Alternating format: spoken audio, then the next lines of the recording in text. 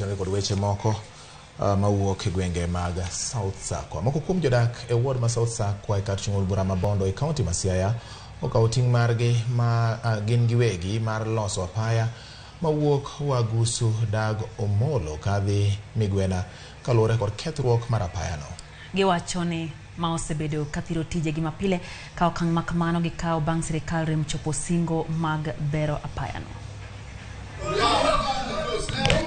Jodak e ward ma South Sakwa e kar chung' bura ma Bondo owuok oko mar loso apaya mosebedo ka kelo negi achiedh nade makoni kod kocha. Jodak mathothgi gin joriemb apiko okawo ting' mar loso apaya ma Wagusu kochomo dag Omolo nyaka Migwena gin giwegi ka giseyo jotelo mana giyiero ni osebedo ka odino negi itgi. Ochuno wa kawuono mwawuok gimoro timre chien ka. King'ibro nena apiko ka apikni ochung' ka dhano chung' chien koni mayor ni ok nyal lure kawuono wawuok opportunity maro mondo mi walose. Konywa uru onge kaka wanyalo timo temsiegi ne watero gin mondo magi gik mane watero gin mondo gikony. Ok ginyal konyo wan matek. Ndara chalo puodho. Kanyo oromo nyo sani wan wi kanyo chen nam koa kae nyaka Bimbo kama tek. Nam makiero ga piko to pi gik mene nungoni. Nyathi ma jai ga bich kadhi mbele nok nyal luwe. Gikawo okang' mar ywero taka ma odino culverts mosebedo ka mono pi kalo ahinya to e kindegi ma koth osebedo ka chwe.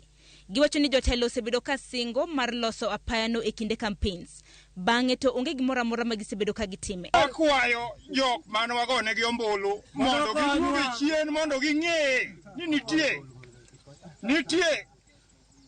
jopiny mane ogone gi ombulu man gi chandruok mabor mapok odwaro yudi. Nyithindo ok wanyal ore chiro nikech pi dhi kodgi ikwanyogi mana e alot ka gidhi nam. Puothe mantiere kanyo bende osebedo floodish kabich sa maonge ka cham nyalo chiek to man nikech ndara kuno pi mane jotinga nobaro to koro kalbat ok nyal kalogo koro chuno ni nyaka pigno dhimi flood wi ndara malo.